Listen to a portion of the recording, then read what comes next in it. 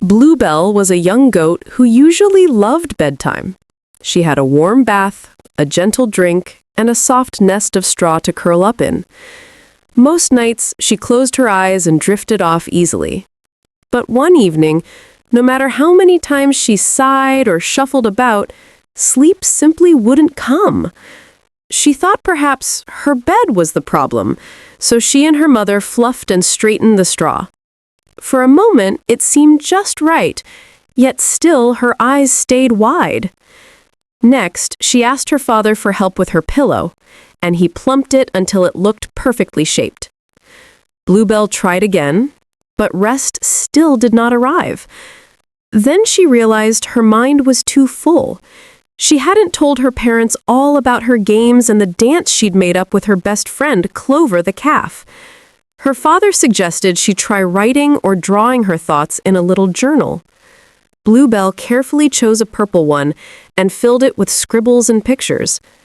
That helped her feel lighter, but even after closing the book, she still lay awake.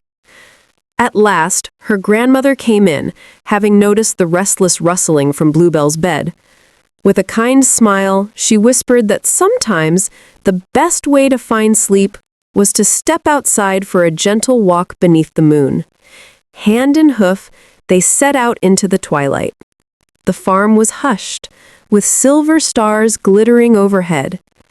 Along the way, Bluebell and Grandma discovered other animals who also struggled with sleep. In the chicken coop, fluffy chicks complained their straw beds weren't quite right, so Bluebell showed them how to shuffle and pat down the straw until it was comfortable. Soon, the tiny birds were yawning and snuggling quietly.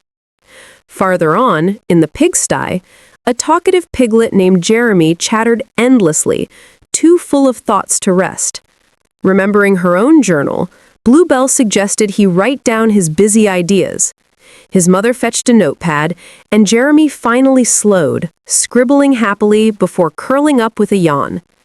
With each stop on their walk, Bluebell felt her own eyes grow heavier, as if helping others had eased her own mind. At last, Grandma led her to a meadow where sheep and lambs slept like clouds scattered across the grass. Watching over them was Shep, a wise old sheepdog. He greeted them softly and explained that sleep comes most easily when we stop chasing it.